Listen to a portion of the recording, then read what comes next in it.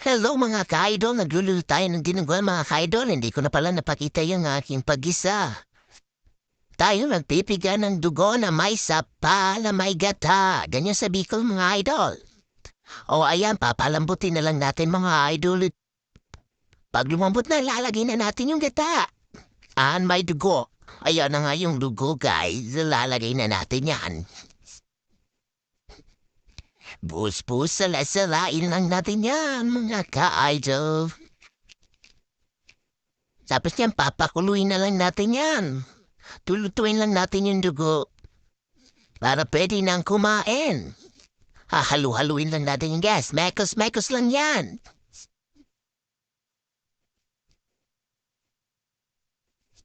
Charan, luto na mga ka-idol. Tara, karaon na kita.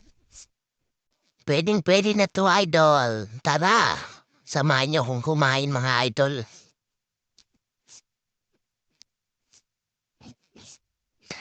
Siram sana. Thank you for watching.